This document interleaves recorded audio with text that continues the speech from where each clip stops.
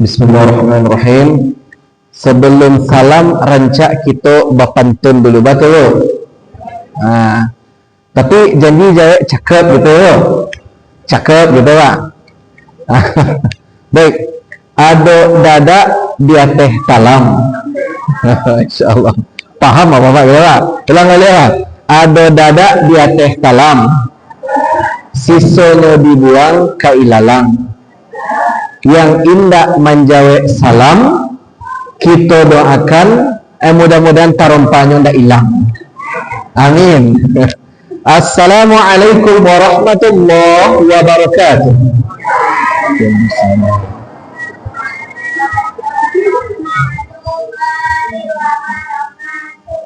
Masya Allah.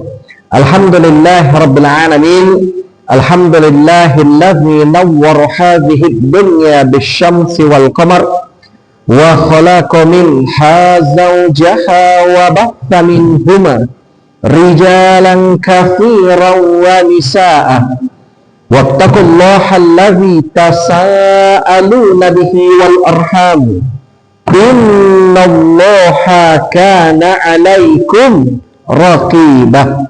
Asyhadu an la ilaha illallah wa asyhadu anna Muhammadan abduhu wa rasuluhu sallallahu alaihi wasallam la nabiyya wa la rasula ba'da amma ba'du. Bapak-bapak, ibu-ibu, hadirin hadirat, termasuk adik-adik ustaz yang Ustaz cintai karena Allah. Mudah-mudahan kita yang senantiasa mendengarkan kajian agama, kita yang melangkahkan kaki dari rumah masing-masing pergi menuju rumah Allah yang sama-sama kita cintai ini dengan tujuan menuntut ilmu. Mudah-mudahan Allah Subhanahu wa taala merahmati kita dengan umur yang panjang sehingga dapat bertemu dengan bulan Ramadan yang akan datang. Amin amin ya rabbal alamin. Baiklah Bapak Ibu sekalian dimuliakan oleh Allah, kalau ambo boleh tanya Bapak Ibu, kini ke Bu jam 7:33 itulah tanggal bara Sya'ban kira-kira Bapak Ibu?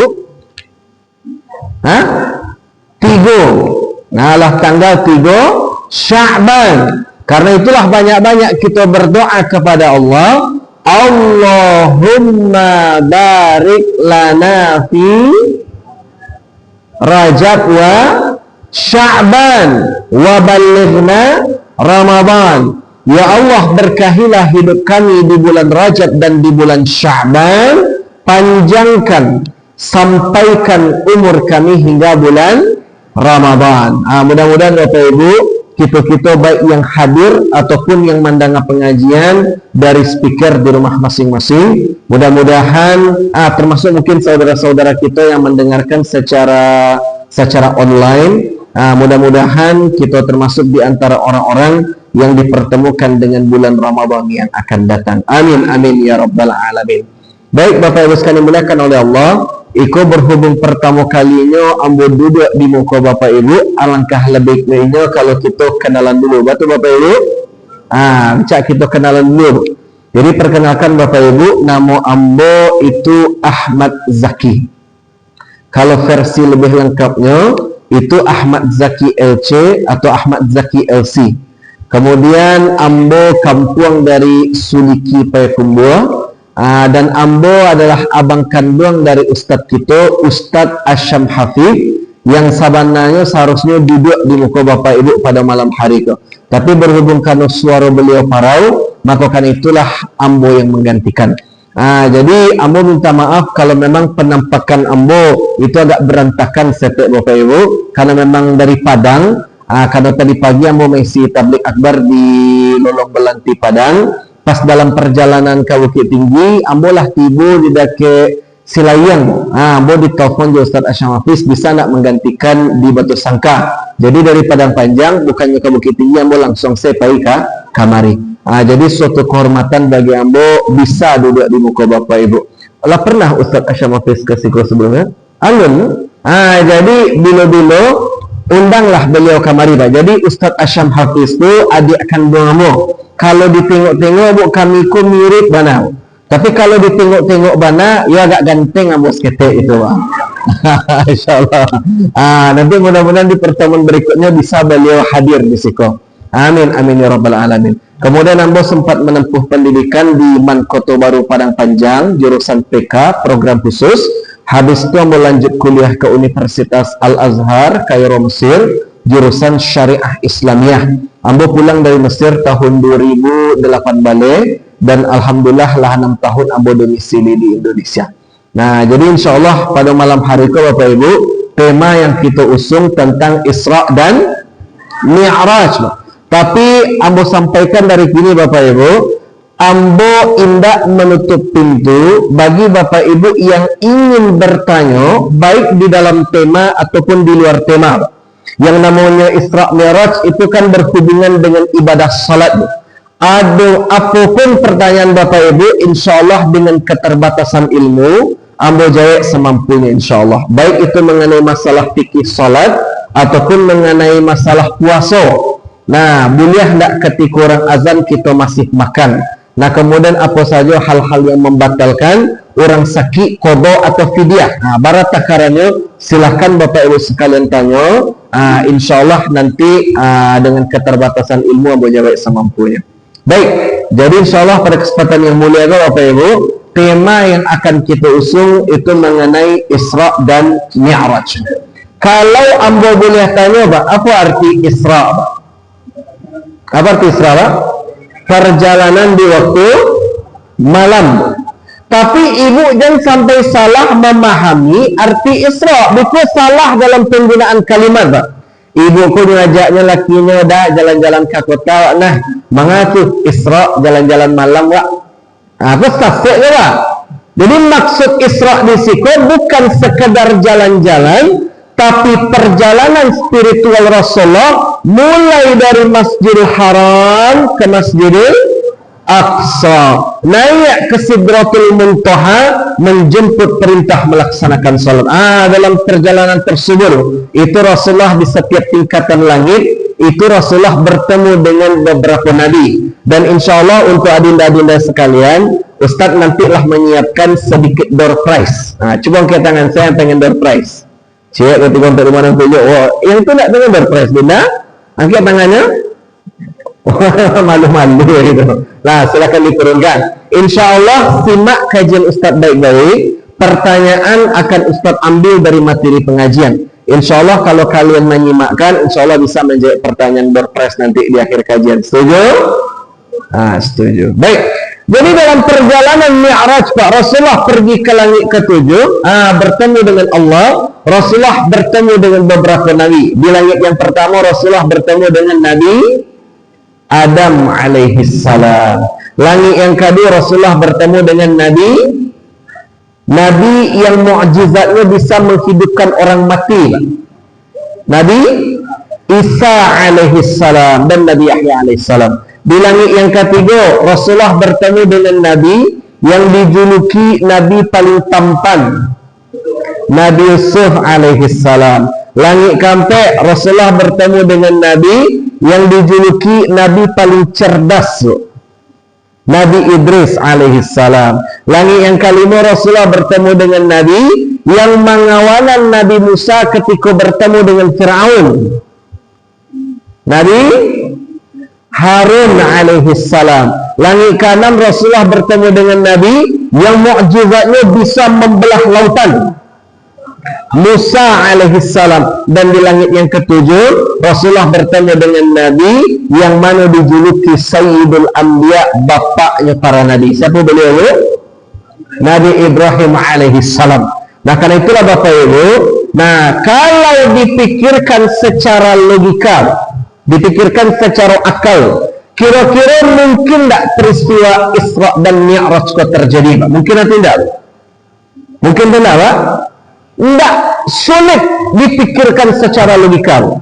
Jangankan ikut kejadian di masa lalu, anggaplah misalkan kita umpamakan kejadian terjadi di zaman kini. Misalkan, ibu-ibu apa-apa, ambo minta maaf, tidak bisa sembahyang maghrib berjamaah tadi. ambo tiba tapi sebelum orang sembahyang. Jadi ambo tiba tu tadi sekitar jam 7 kurang seperempat.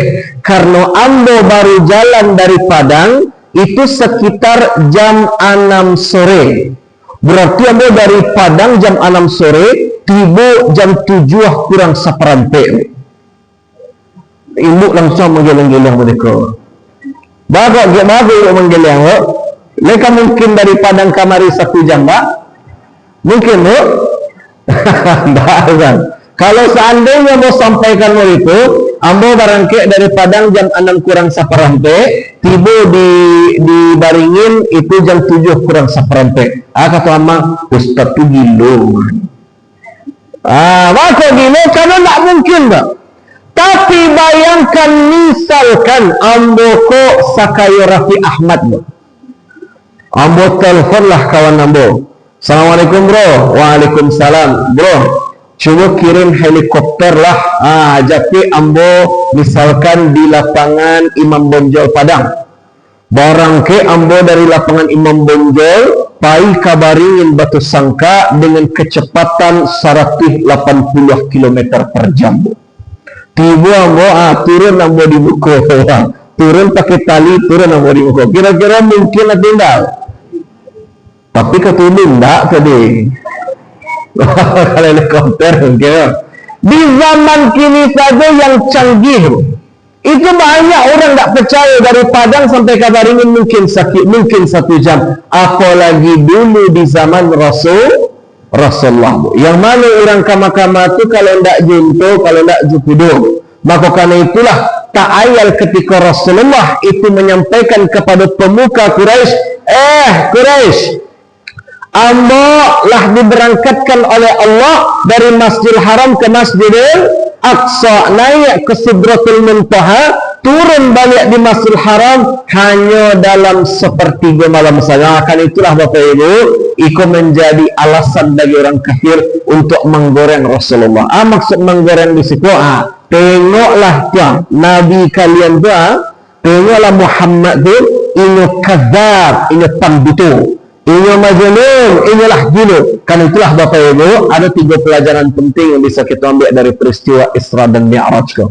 Apa 3 pelajaran itu? Yang pertama, kanak-kanak ya, Isra dan Mi'raj mengajarkan kita untuk menguatkan iman. Apa arti iman, Bu?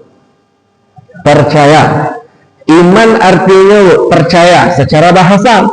Kalau secara istilah meyakini dengan sepenuh hati. Kalau segala sesuatu itu pasti ada, walaupun tidak bisa dicerna oleh akal manusia, tidak bisa dilihat oleh indera penglihatan, tidak bisa didengar oleh indera oleh telinga kita. Nah, itulah disebut dengan iman. Contoh, kalau Ustaz boleh tahu, kalau kalian jalan nampak kuburan, yang kalian baca? Apa yang kalian baca? Tak ada kursi loh. Tak ada kursi loh. Tak ada kursi loh. Awak nampak kuburan yang awak baca? Tak Al-Ikhlas dulu. Ada baca apa? Assalamualaikum ya ahlal kubur, atau assalamu alaina wa ala ibadillahis salihin. Ustaz, mana kami membaca salam ke kuburan Ustaz? Karena ada yang menjawab salam Ustaz. Sabananya ada, Bu, tapi untung lain tak tadangar. Cuba kalau tadangar, Pak. Misalkan ibu jalan je bestinya, pai sembahyang subuh kamu saji. Kebetulan rupi kamu saji, Bapak lewat parak-parak betul. Lewat sama-sama, lewat pekuburan-pekuburan, tambah suara jangkrik, suara jangkrik, suara kodo, kan serem tu. Ketika nampak kuburan, kita baca Assalamualaikum ya ahlal kubur. Tiba-tiba tadangar Waalaikumsalam. Kira-kira lari atau tidak, Pak? Kalau ibu pakai terempat Jepang putih, ibu ambil atau tidak? Andaikan bestinya 78, ibu tolong atau tidak? Nampak yang masa tiap kawan main tak ya, Pak? Masya Allah, Bu. Tapi dengan membaca salam ke kuburan tadi, Assalamu alayka ya ahlal kubur, keselamatan kepada engkau wahai penghuni kubur. Dengan memiliki iman, walaupun kita tahu secara logika tak mungkin ada kehidupan di alam barzah. Ikut jenazah lah di kuburan, dari mana tiba-tiba kehidupanmu? Bagaimana mungkin dipasanglah kamera sama mikrofon di dalam kubur, tidak ada apa-apa itu. Lah dicuba oleh puluhan ilmuwan muslim kita, tidak ada terjadi apa-apa itu. Tapi itulah yang disebut dengan iman. Maka karena itulah Bapak Ibu, ketika kita memiliki iman yang kuat, kalau ada kehidupan di alam barzah, kita pasti akan menjaga sikap jangan sampai dapat siksa kubur. Contoh siksa kubur di alam barzah, Ustaz. Rasulullah pernah berjalan dengan dua orang sahabat beliau. Lalu kemudian nampak dua kuburan, mencari dua kuburan tubuh, terdiam Rasulullah. Lalu kemudian sedih air muka Rasulullah. Rasulullah diambilnya pelepah kurma, kemudian dipatahkannya menjadi dua, masing-masing ditancapkan kepada kuburan tersebut. Lalu sahabat bertanya, ya Rasulullah, mengapa kau melakukannya ya Rasulullah? Apa kata Rasulullah? Dua orang yang ada di dalam kubur itu sedang disiksa oleh Allah. Dosa mereka ya Rasulullah. Yang pertama, inyo malih istinja. Apa arti istinja? Bersuci. Apa maksud bersuci di siko? Maaf cakap cebok. Ini kalau mbak boleh tanya ke ibu, coba ibu jujur. Kira-kira yang main paling malih cebok laki-laki itu panusi. Nama semangatnya laki-laki. Ya memang faktanya itu lah. Karena ambo kan LDRan sama istri ambo lah tahun nikah, lakunya anak seorang umur 3 tahun. Itu kan anak istri ambo tinggal di Jambi, jadi ambo sekali sebulan, sekali 2 bulan ke Jambi. Nah kadang Pak itu tak bisa dipungkiri, kadang dalam perjalanan ke Jambi itu banyak masalah. Tah jalan yang buka tutup dalam perbaikan, ada kecelakaan atau Pertamina tabalik, itu ada masalah. Antrinya kadang sampai berjam-jam. Kiri kanan hutan belantara, tidak ada musola, tidak ada musajid, tidak ada Pertamina, tidak ada rumah warga. Itu sopir-sopir truk yang sasak karaya itu di mana buang air kita, Bu? Di Banoto. Maka karena itulah Bapak Ibu, kalau ingin buang air harus selalu sedia air. Untuk air kira-kira untuk cebok. Ustaz, kalau tidak ada air bisa diganti menjadi tisu. Ganti jadi tisu. Tapi kata dalam agama Ustaz, pas kami belajar fikih kan boleh pakai daun Ustaz. Pakai daun dilapkan memang boleh, tapi kok ada bulunya di korang. Awak tak tahu dah Pak. Makanya Bapak Ibu selalu sedia tisu. Makanya Bapak Ibu ancaman bagi orang yang malih istinja dapat siksa di alam kubur. Jadi Isra dan Mi'raj Pak mengajarkan kepada kita bahwa walaupun siksa kubur kau rasanya tak mungkin dipikirkan secara logika, tapi kita yakin ada siksa kubur, pasti akan selalu istinja. Tu kubur yang kedua apa Ustaz? Kana yamshi bin namimah. Ketikanya hidup di dunia ini suku namimah. Apa arti namimah Bapak Ibu? Menggunjang bisa, tapi ada yang lebih tepat daripada menggunjang Pak. Namimah.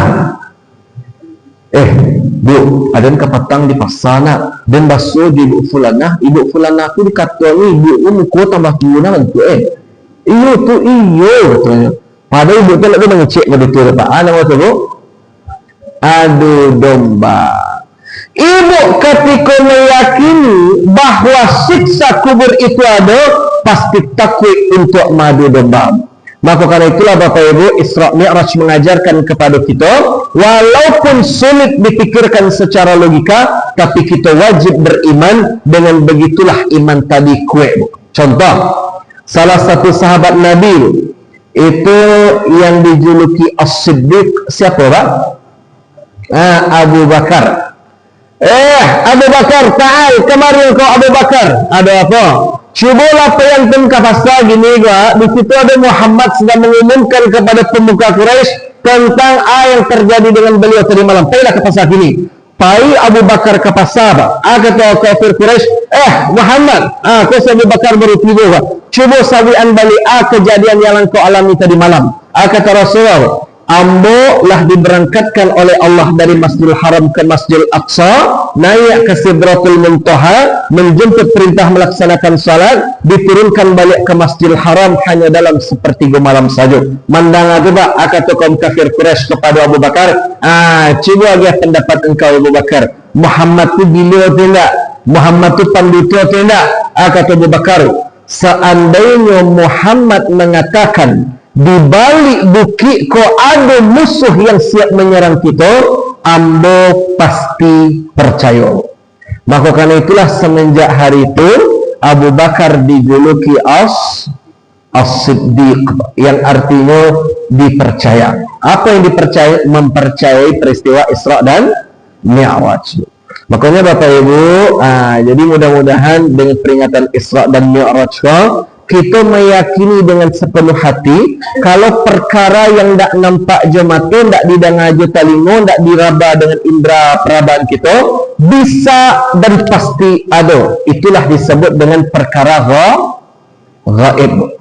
Contoh, Allah perkara gaib atau tidak, Dinda? Iya, perkara gaib. Bisa adinda kalian mencari Allah? Tidak. Tapi Allah bisa tak mencari kita? Bisa. Contohnya pak, ambo ketika seusia bocil-bocil kalau anak-anak kita pak, ambo tu dulu malih sembahyang tarawih. Bako gitu, sembahyang tarawih ko lama benar. Sehingga ketika orang sembahyang tarawih tu, oranglah takbiratul ihram, Allahu Akbar, ambo bantai mengendap-endap keluar, ambo makan kerupuk kuah sate je mencuci langkitang tu. Ambo curiga mak-mak yang galak tu pasti mau dituju dulu kan. InsyaAllah. Nah, tapi walaupun begitu aku telinga kamu pasang dulu. Ketika tadanga imam lah membaca Allahu Akbar, langsung ambo mengendap-endap balik masuk, duduk ambil posisi duduk tahiyat akhir. Aku ama-ama aku tahu lah pak. InsyaAllah. Assalamualaikum warahmatullah. Assalamualaikum warahmatullah. Mencalik ranggai ambo dari saf pertama oleh sembahyang anak ambo kiranya. Bandut tuh benar. Tapi sepandai-pandainya tupai melompek pasti akan jatuh hasil.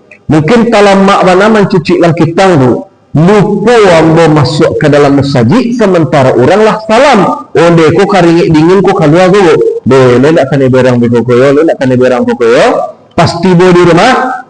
Abang. Iya bang. Mau sembahyang kau tadi? Enggak lepas. Disuak kau sembahyang di samping dan. Jadi pak, ayah ambo tu kareh bagi masalah solat tu. Disuaknya tu, ambo solat di saf yang pertama, tapi di samping ranggai ambo pak. Ketika oranglah takbiratul ihram, ambo tengok ke belakang, aku tuyul-tuyul ke lah keluar sebelah ambo. Ambo pengenlah keluar, tapi tak kurang mau di muka. Ketika ambo ni cuba kabur, ketika lagi sujud, orang tu kan tinggal melompat-lompat tu. Kata orang tu, wah, tak jadi ambo keluar. Akhirnya mulai dari malam tu sampai malam Ramadan berhasil ambo salat tarawih. Pertanyaannya, kok ambo bisa salat tarawih? Kok bisa salat tarawih apa? Takuruan, insyaallah. Karena merasa dipantau. Dulu pas ketek-ketek kita merasa dipantau oleh orang tua. Kini kita lah jadi orang tua, kita merasa dipantau oleh Allah. Mudah-mudahan lapeh dari kajian Isra Mi'raj kita kini bertambahlah kekuatan iman kita. Amin, amin ya rabbal alamin. Baik, yang kedua, Isra dan Mi'raj mengajarkan kepada kita untuk tabah dan sabar. Bakok Rasulullah tabah dan sabar tu Ustaz, karena salah satu hikmah Isra dan Mi'raj untuk menghibur Rasulullah. Bakok Rasulullah perlu dihibur karena Rasulullah telah kehilangan dua sosok yang paling beliau cintai. Siapa yang pertama? Yang pertama istri pertama Rasulullah. Siapa istri pertama Rasulullah, Dinda? Khadijah. Beliau tu janda kaya di kampung tu, Pak. Beliau disegani tu. Tak ada satupun yang berani mengusik kehidupan Muhammad Rasulullah. Tak ada. Tapi ketika Khadijah meninggal, lalu kemudian beliau pun kehilangan sosok paman beliau. Siapa nama paman beliau? Abu Talib. Itu beliau termasuk pemuka Quraisy. Beliau disegani tak hanya oleh kawan maupun lawan, sehingga tak ada satupun yang berani untuk menggaduh keponakan beliau, yaitu Muhammad bin Abdul Muttalib. Tapi apa yang terjadi? Ketika paman beliau lah meninggal, tak ada satupun tameng Rasulullah. Rasulullah dihina, Rasulullah dilecehkan, Rasulullah bahkan rencanakan dibunuh. Karena itulah untuk menghibur Rasulullah, Rasulullah diajak jalan-jalan. Nah, sama lah mau di orang rumah kita. Ibu kalau lagi sadar, ibu pengen diajak jalan-jalan atau tidak, Bu? InsyaAllah. Cubalah, Pak. Kalau Pak tak percaya, buktikan kata-kata Bu. Ada nampak bininya, Pak. Nampak orang rumah kita dari pagi sampai sore, mukanya masam gitu ya, Bu. Sadir. Cubalah Pak ajak jalan-jalan, baliannya sameh tu, sana hati. Betul atau tidak, Bu?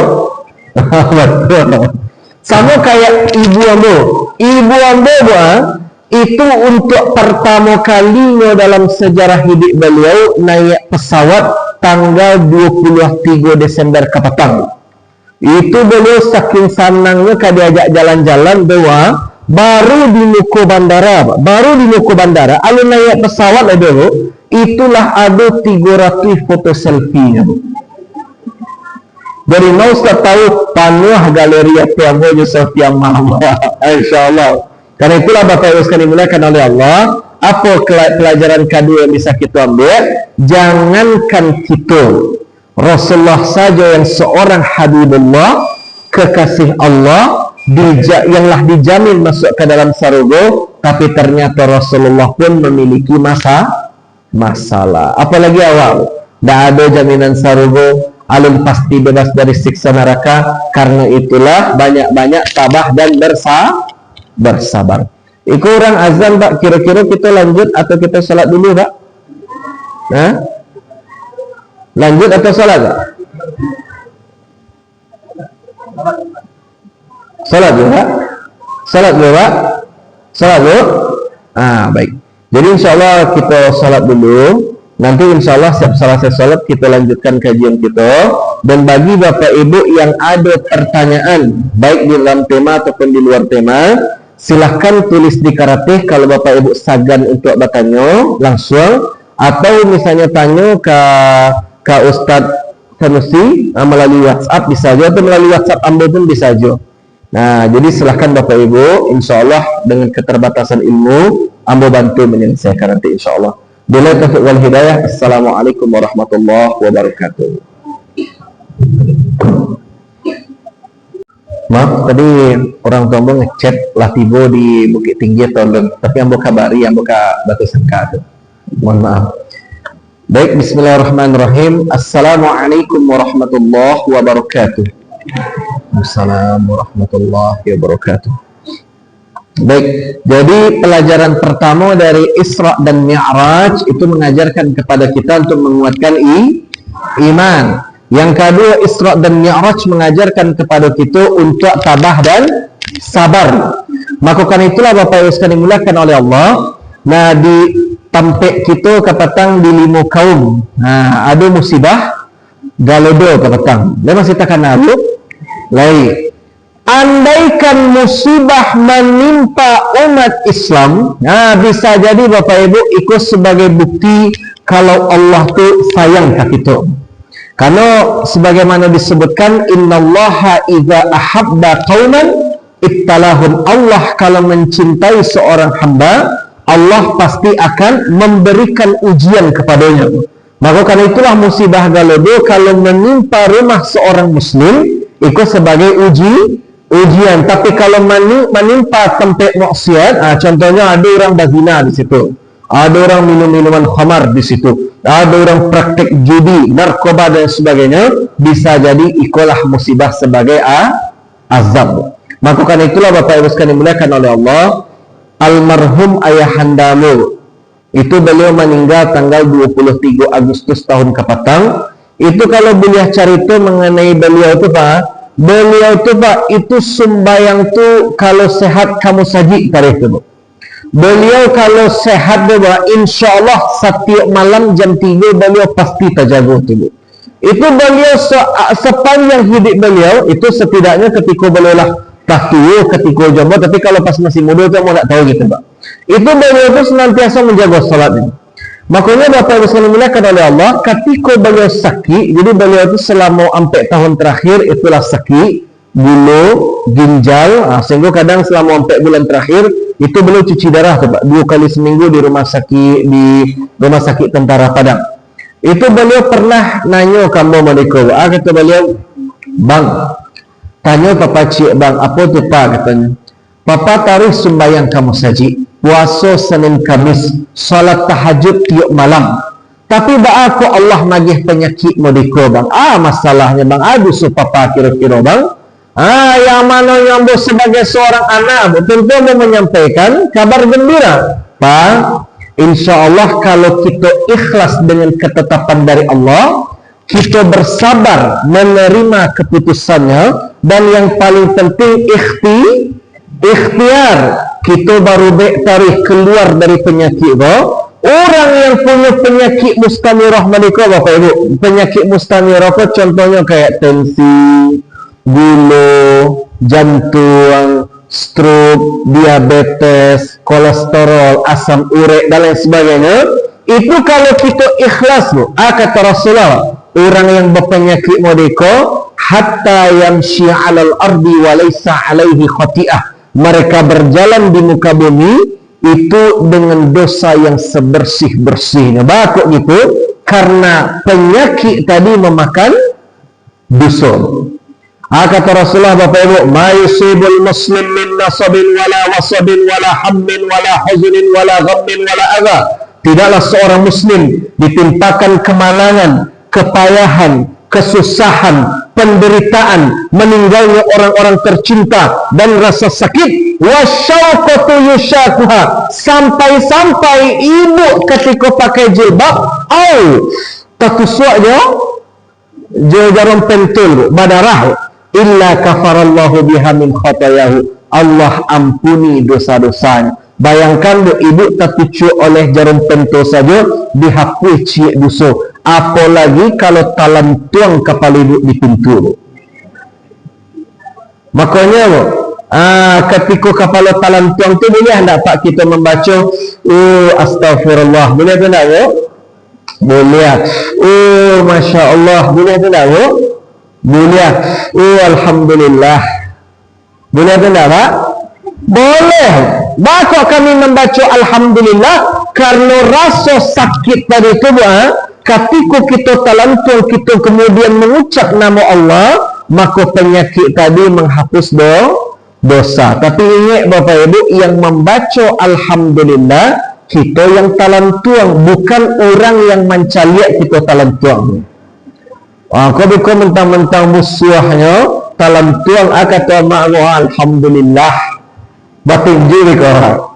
Makanya Bapak Ibu sekalian dimuliakan oleh Allah, jadi untuk apa-apa ibu-ibu yang kini sedang dihadapi dengan musibah, yang memiliki penyakit yang dari dulu alun sembuh-sembuh, kita punya hutang, punya masalah hidup, yang bisa kita lakukan, kita tabah dan sabar kita ikhtiar kepada Allah. Insya Allah ibu-ibu yang punya penyakit, punya masalah, tapi kemudian ikhtiar, sabar, mudah-mudahan dengan penyakit tadi itu bisa menghapus dosa. Tapi membanamu kepada Bapak Ibu, mentang-mentang stroke itu menghapus dosa, jangan pernah meminta, ya Allah agih abu stroke ya Allah. Aku gila Pak. Bagus gitu, karena hendaknya kita senantiasa berdoa, Rabbana atina fid dunya hasanah wa fil akhirati hasanah wa qina azabannar. Masya Allah, Masya Allah. Makanya Bapak Ibu sekalian dimuliakan oleh Allah, Isra dan Mi'raj mengajarkan kita untuk tabah dan sabar. Yang ketiga, Isra dan Mi'raj mengajarkan kepada kita untuk senantiasa melaksanakan salat, terlebih memakmurkan masjid. Makanya Bapak Ibu, Rasulullah diberangkatkan dari Masjidil Haram ke Masjidil Aqsa. Nah, karena itulah Bapak Ibu untuk menjemput perintah melaksanakan salat. Tapi kenyataannya di zaman gini, Pak, ada enggak umat Islam yang masih malas sembahyang, Bu? Banyak, Bu. Banyak, Bu. Demi Allah, Pak, Ambo sampaikan, Pak. Mungkin mudah-mudahan apa-apa yang di luar, ibu di luar, saudara-saudari kita yang di luar, baik di dalam maupun di luar yang mendengar, baik itu melalui streaming, cobalah kita dengar baik-baik. Rasulullah pernah bersabda, apa kata Rasulullah? Al-ahdul ladzi bainana wa bainahum, perjanjian antara kami dengan mereka itu adalah as-salah, salat. Faman tarakaha fahuwa kafir. Barang siapa di antara kalian yang meninggalkan salat, ini dihukumkan kafir. Coba Ustaz tanya ke adik-adik sekalian, kalian kalau dipanggil kafir berang atau tidak? Woi kafir, berang atau tidak? Berang, Bu. Namun lawatin dia kira, Masya Allah, dah boleh kekerasan. Nah, awak berang dipanggil kafir, tapi banyak di antara kita sengaja meninggalkan salat. Kita pun dalam agama dicap kafir. Tu kalau kami dicap kafir, yang akan kami dapat antu Ustaz? Dua. Yang pertama, la yu'ajiruhul amal ila rabbih, amal-amal selain salatnya tak dianggap di sisi Allah. Contoh, ibu punya tak besti yang mana suka mentraktir, tapi diajak kamu saji payah, aduh lain. Apa ada tak punya tetangga giliran guru kerja bakti semangat diajak kamu saji payah, ada Pak? Aduh. Tapi apa kan mengecek aduhnya sampai mencari apa yang lain? Aduh Ustaz. Nah, aduh. Orang yang ringan tangannya menolong orang itu kan berpahala. Ini rajin sedekah, ini rajin menolong orang, rajin ini membantu orang, bagi beasiswa kepada anak yatim, keluarga fakir miskin yang ingin melanjutkan studi. Masya Allah, ringan tangannya menolongmu, tapi ini malah salat, sedekahnya tadi tidak dianggap di sisi Allah. Bakal gitu, inilah dicap kafir. Ada orang haji tiap tahun. Ada orang haji tiap tahun, Ustaz? Ada? Bapak bisa haji tiap tahun. Mungkin ini karaju di Kemenak, Bu. Hanya ngurus jamaah haji itu. Barangkali haji tiap tahun. Sehingga apa yang terjadi? Ini haji tiap tahun tapi malas sembahyang. Hajinya tadi tidak dianggap di sisi Allah. Maka karena itulah Bapak Ibu, hati-hati, Bu. Jangan sampai rugi. Ibu dapat mendengar pengajian kini, kita datang sembahyang kamu saji, alhamdulillahirabbil alamin. Tapi banyak di antara kita rajin baca Al-Quran, rajin sedekah, rajin puasa Senin Kamis, tapi malas sembahyang, ibadahnya tadi tidak bernilai di sisi Allah. Yang kedua, la yarfa'ud du'a ila rabbih, tidak sampai amal-amal kepada Tuhan, tidak sampai doa kepada Tuhan itu. Berdoa pagi, siang, sore, petang, malam, ya Allah, ya Rabbi, lapangkan rezeki ambo, ya Allah, ya Allah, sehatkan badan ambo, ya Allah, ya Allah, lindungi keluarga ambo, ya Allah, ya Allah, sukseskan anak ambo, ya Allah, ya Allah, lindungi setiap gerak langkah kakinya, ya Allah. Tapi doa tadi tidak sampai dulu. Baca gitu, ini indah salam. Tapi Ustaz, tetanggamu, aku ini langsung ke tetanggamu ini dulu. Tetanggamu, lakinya tidak sembahyang, Ustaz. Albininya sih rajin sembahyang, tapi ini sukses, tanahnya di mana-mana, rumah mewah, oto banyak. Bakok bisa mau itu, bisa jadi suaminya sukses karena doa dari istrinya.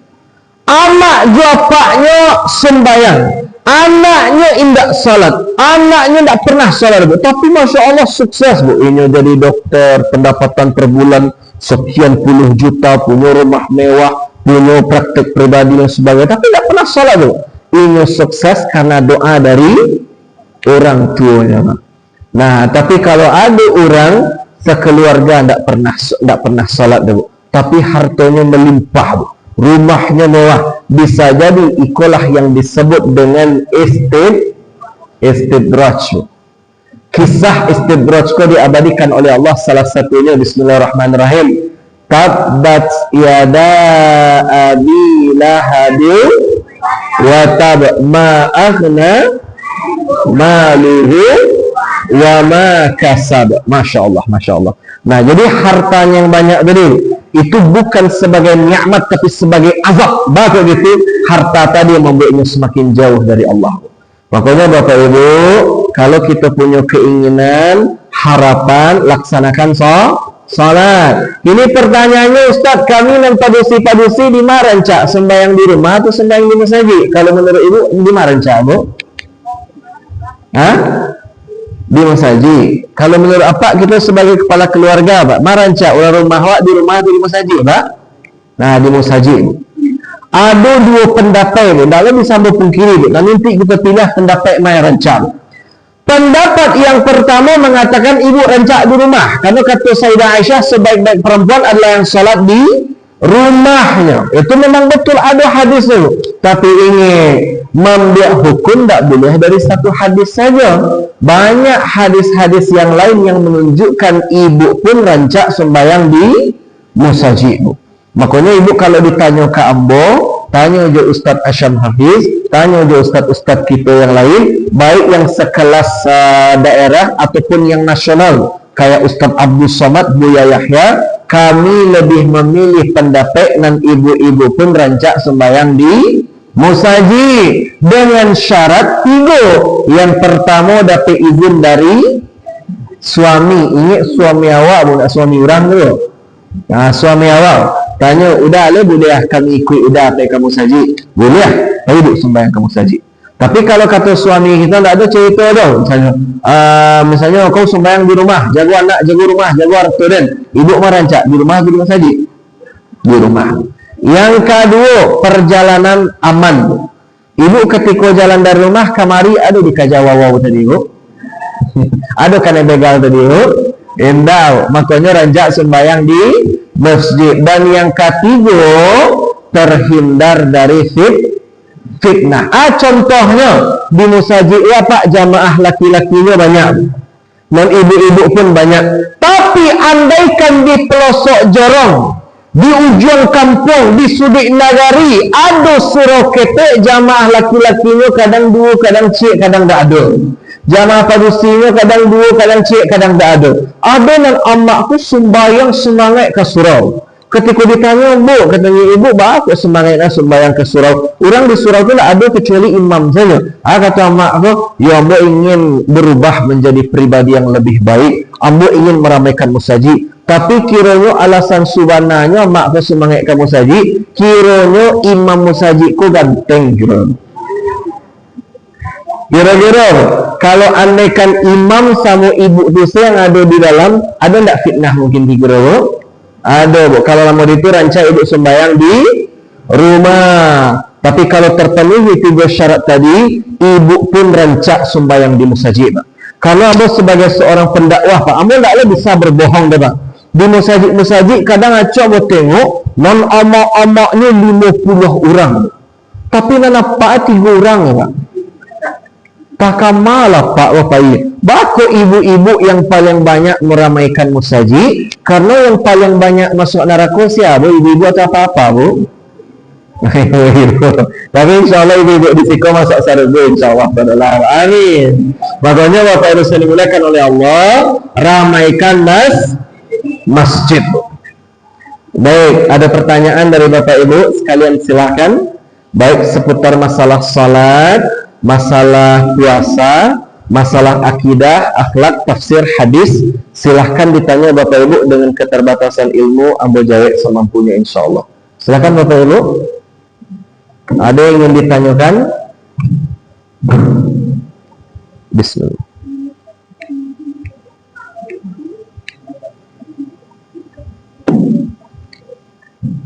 Ada pertanyaan?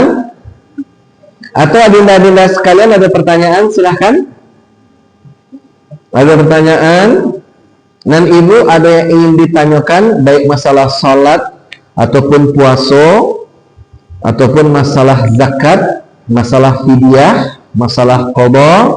Silakan Bapak Ibu, ada yang ingin ditanyakan? Yang ragu-ragu, entah dulu kita kapasua leko kuwa. Nah, tadi dulu ambo kakabaringin leko kuwa. Ada pertanyaan, silakan Bapak Ibu. Silakan. Bismillah.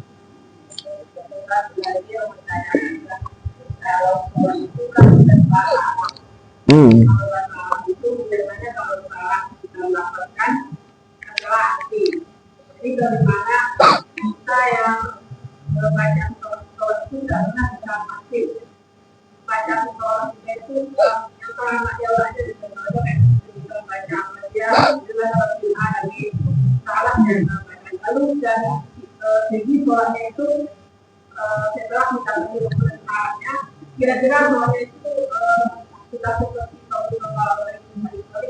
nah, Masya Allah.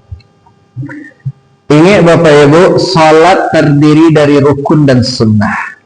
Dan di antara rukun ada sunnah qauliyah, ada rukun qauliyah. Nah, aku kadang ada contoh Pak, iko viral di Facebook, ada salah satu ustaz tidak paham apa itu rukun qauli. Nah, tidak paham apa itu rukun qauli. Padahal ustazku lulusan Madinah, hati-hati loh. Nah, kini timbul pertanyaan, Ustaz, ada antara rukun qauli dengan sunnah qauli. Contoh kalau rukun qauli dulu, takbiratul ihram, al-fatihah, bacaan tahiyat akhir, dan yang terakhir salam. Contoh sunnah qauliyah, hukumnya sunnah tapi hukumnya dibaca ketika salat.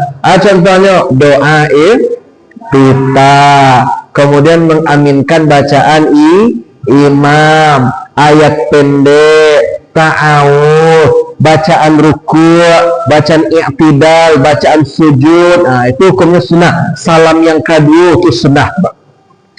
Kalau kesalahan koko terjadi di rukun qauli, iya Bu, terjadi di rukun qauli, contohnya lafaz takbiratul ihram apa Dinda? Coba Ibu Japa tengok yang betul di antara ketiga-tiga kebu. Yang pertama, Allahu Akbar. Yang pertama. Yang kedua, Allahu Akbar. Yang kedua. Yang ketiga, Allahu Akbar. Yang keempat, Allahu Akbar. Yang mana yang betul Pak? Yang ketiga. Yang pertama di mana tak salahnya Bu? Itu salah tu Pak. Yang kedua di mana tak salahnya? Bar. Allahu Akbar, salah. Yang keempat salahnya tu banyak dilakukan oleh bocil-bocil ke besok. Bukan Allahu Akbar tapi Allahu Akbar. Allahu Akbar, Allahu Akbar. Yang kadang anak-anak bocil tu azan Allahu Akbar, aku salah. Kalau dibaca ketika takbiratul ihram salatnya batal. Atau al-Fatihah, alhamdulillah, alhamdulillah, atau iyyaka na'budu wa iyyaka, itu salah tuh. Maka salatnya batal. Tapi ada rukhsah di situ, keringanan. Misalkan Ustadz Sanusi indah ada, imam kita yang lain indah ada, apa-apa yang fasih bacaan pulang kampung. Yang ada 3 orang apa-apa, yang mana 3 orang kau tidak ada yang fasih dulu. Ketika orang iqamah, kata apa yang bertiga kau saling lempar bola, majulah kau, maju serak, capek lah, majulah, jadi capek lah. Tidak ada yang dia maju dah Pak. Sampai akhirnya satu memberanikan diri maju menjadi imam.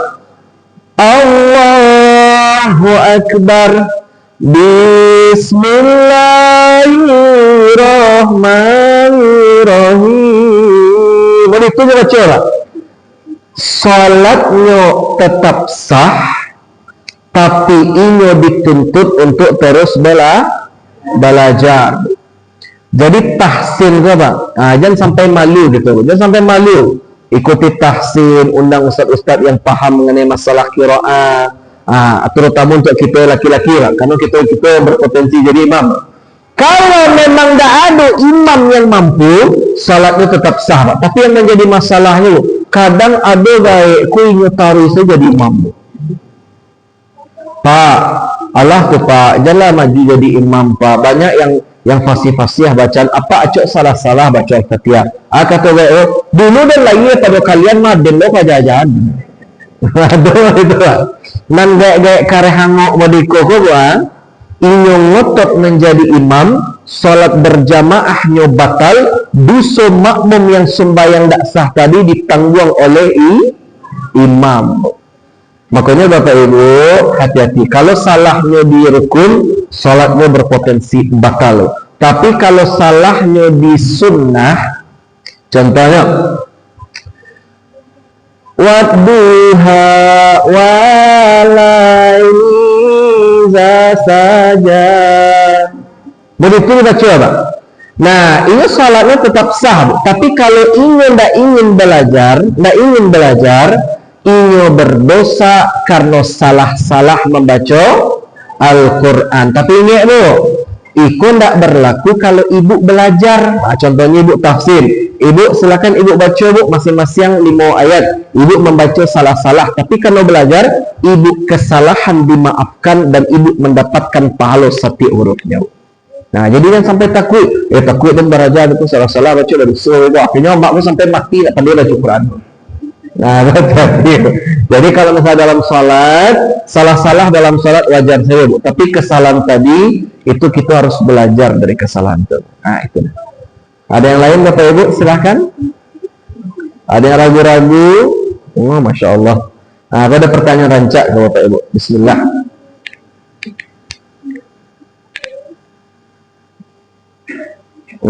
Baik. Bismillahirrahmanirrahim. Masalah pagang gadai sawah, banyak ulama yang mengecek riba. Jadi bagusnya gimana Ustaz? Karena akadnya yang bikin riba. Tanyaan cik dari hamba Allah.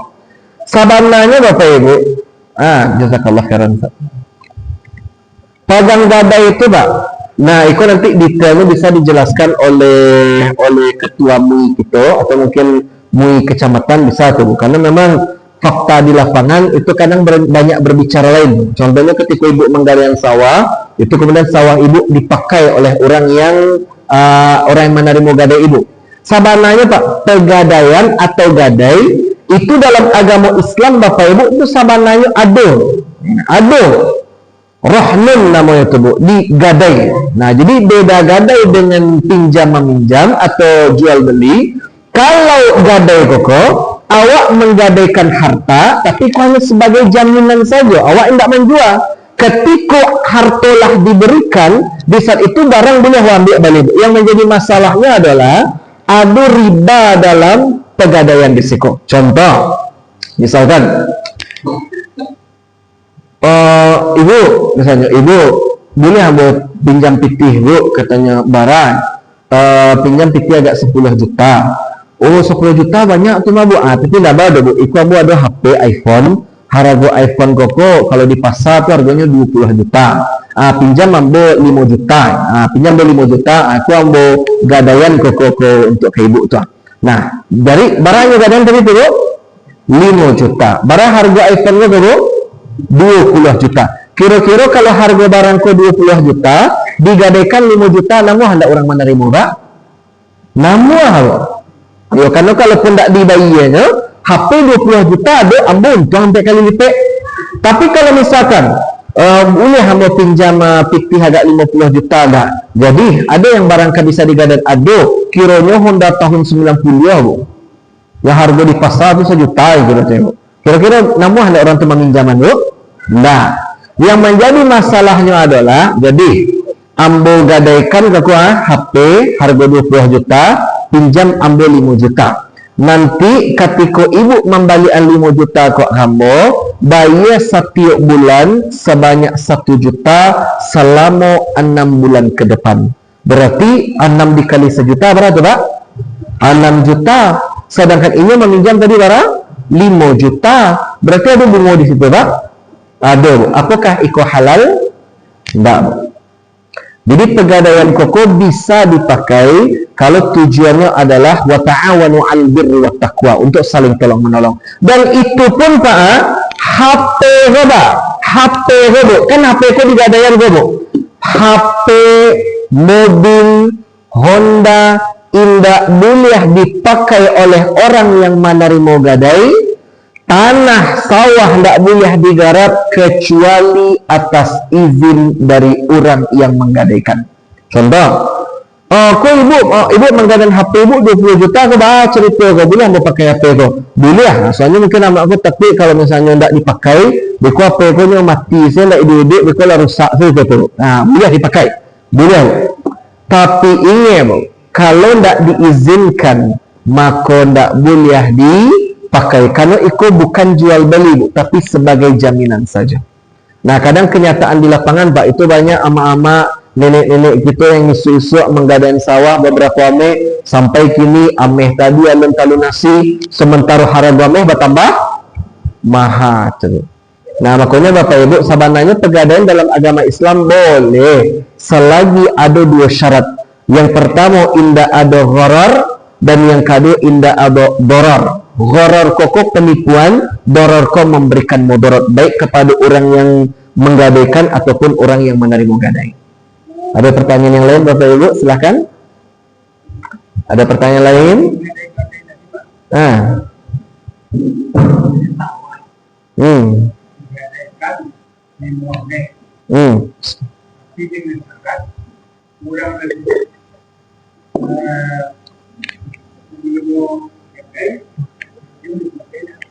Iya.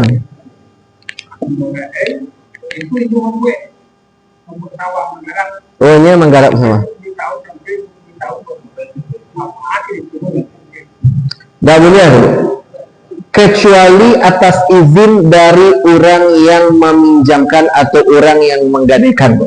Nah, kalau hakikatnya Bu, itu sawahku bukan terjadi perpindahan kepemilikan.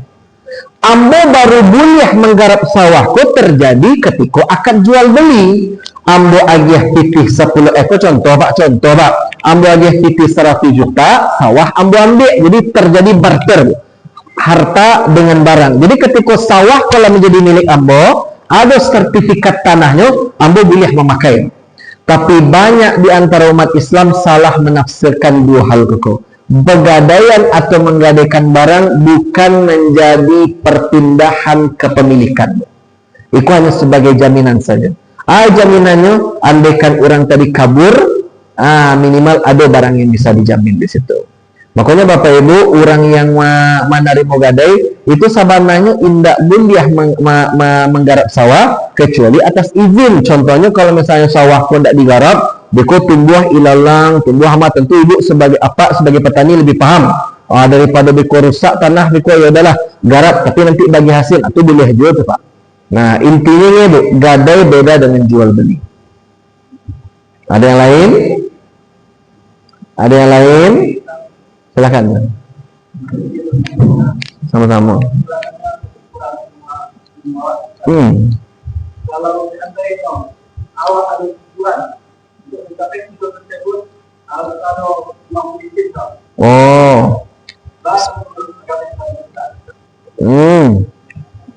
Alhamdulillah. Kode pertanyaan juga Bapak Ibu mengenai riswah atau riswah, sogok. Sebelum ambil pertanyaan beliau, kira-kira menyogokku hukumnya halal atau haram? Haram. Amo pernah sekali Bu, ketika diundang sama salah satu calon bupati Agam, dosa musabian sianya, tapi beliau tidak nanya Bu, kalah beliau. Nah, jadi beliau itu meminta Bu, Ustaz, boleh tidak Ustaz, bisa tidak Ustaz mengisi pengajian? Jadi nanti ada duduk majlis taklim, kami undang ibu Ustaz mengisi pengajian, temanya kiat-kiat memilih pemimpin yang baik. Bisa Ustaz? Insyaallah Pak, bisa. Maju ambo kateh pentas kok di hadapan ibu-ibu majlis taklim, ada 28 majlis taklim sekecamatan tuh.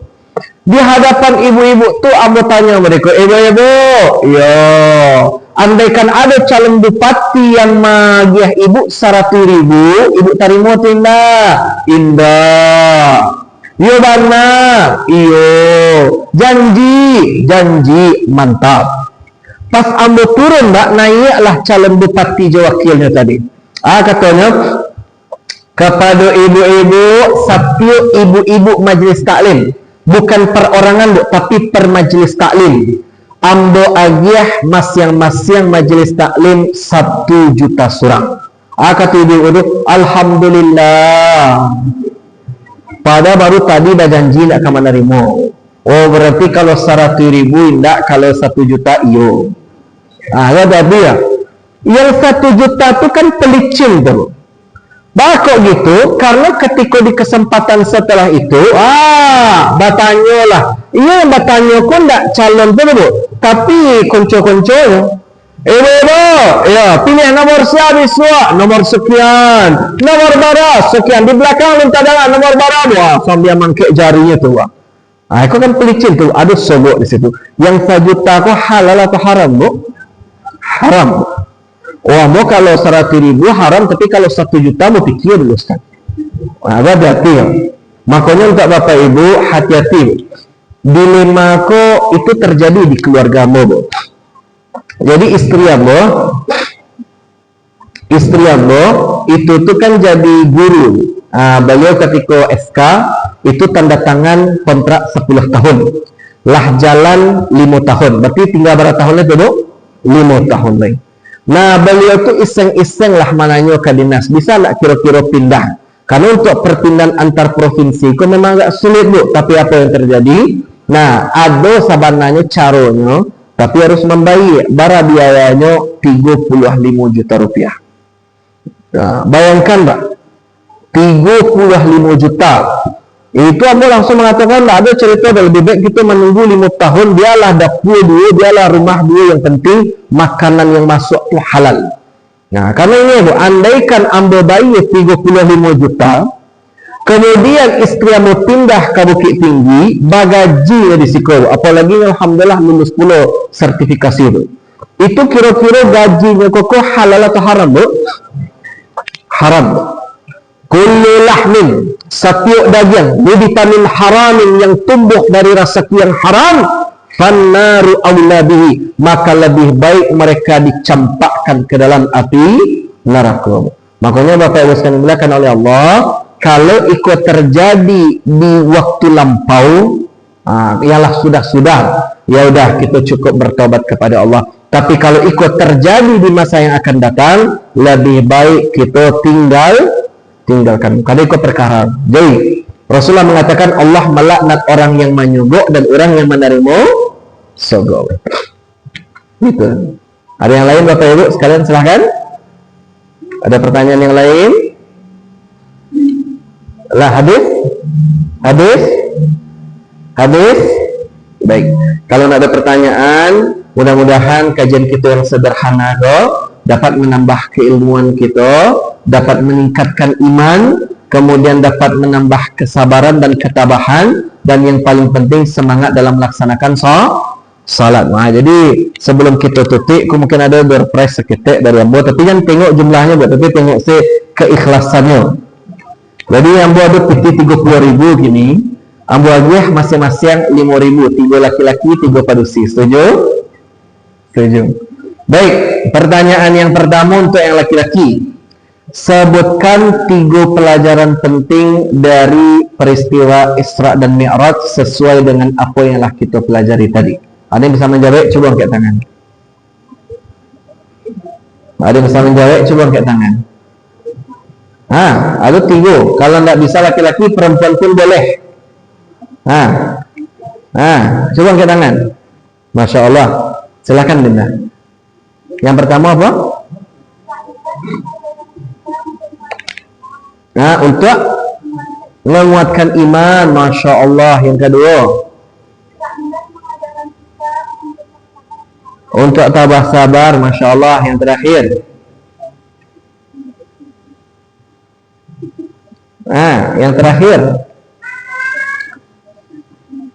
yang terakhir,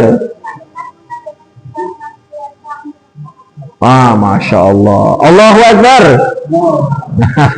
Baik, yang perempuan siapa namanya? Filza. Baik, Filza yang pertama. Pertanyaan yang kedua untuk yang laki-laki. Ketika Rasulullah melaksanakan peristiwa Isra dan Mi'raj, Rasulullah bertemu dengan beberapa nabi. Coba sebutkan nabi siapa yang Rasulullah temui di langit ke-6.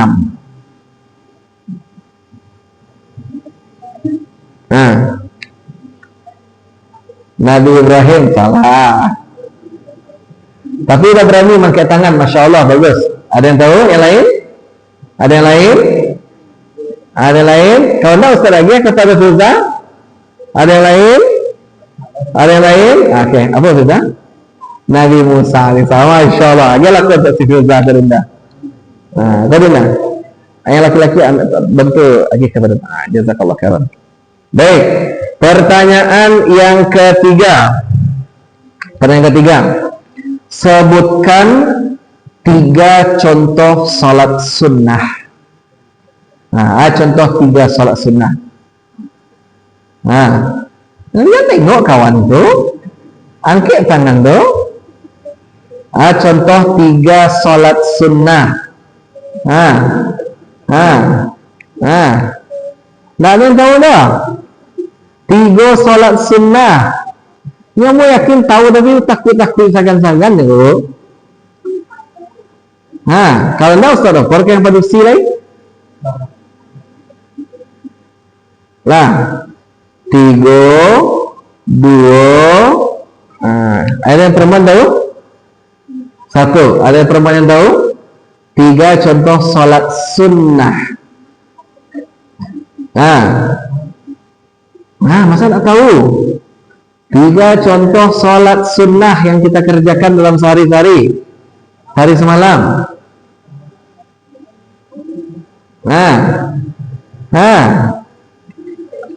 Angkat tangan, masa belum malu? Lumayan kok, lumayan kok.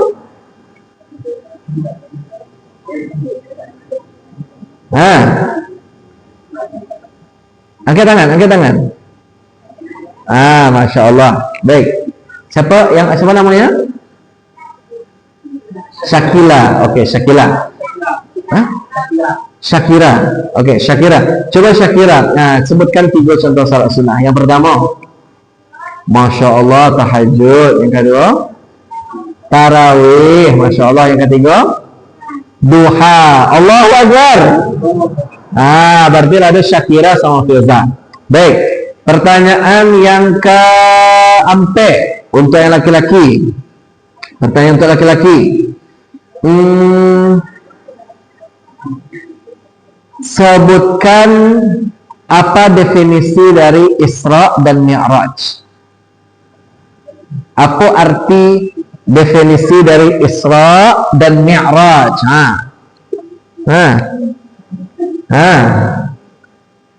Mudah soalnya.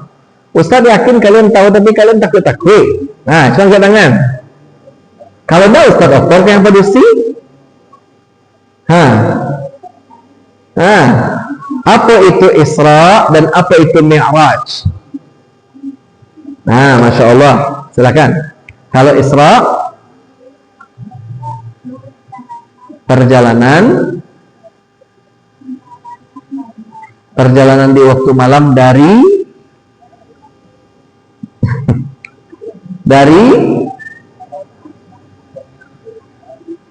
Masjidil Haram ke Masjidil Aqsa. Sedangkan Mi'raj dari Masjidil Aqsa dari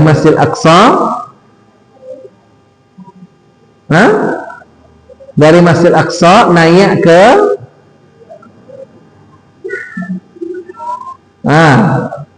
Oke, ada yang tahu? Tahu? Oke, coba silakan.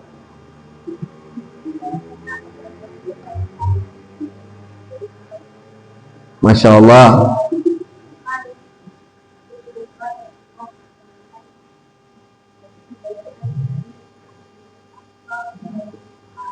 Masya Allah. Allahu Akbar. Berarti si Syakira sama nama antum siapa namanya? Rafa. Baik, Rafa. Pertanyaan berikutnya untuk laki-laki. Bismillahirrahmanirrahim. Coba sambung ayat dong. 5 ayat saja. Bismillahirrahmanirrahim. Wadduha. Nah. Wah, baca ta'awuz dulu. Baca ta'awuz dulu dinna. A'udzu billah.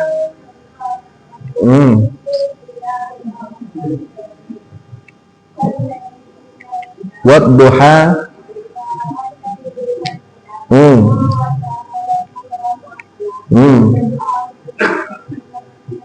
Satu lagi. Masya Allah, sadaqallahul azim. Allahu Akbar. Baik, pertanyaan terakhir. Sebutkan siapa nama Ustaz.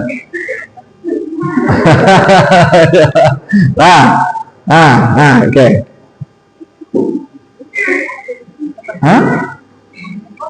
Ustaz apa?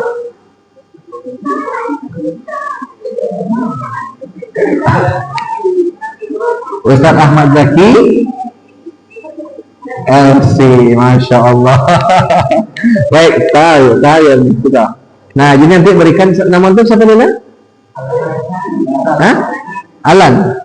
Oke, nama antum siapa? Faris. Oke, nanti kasih ke Alan, ke Rafa, sama Sekira. 5.000 ya. Baik. Baiklah Ustaz. Insyaallah. Baiklah Ustaz, yang dimuliakan oleh Allah, mungkin hanya itu saja yang bisa saya sampaikan. Tak kurang terlebih mohon maaf. Billahi taufiq wal hidayah. Assalamualaikum warahmatullahi wabarakatuh.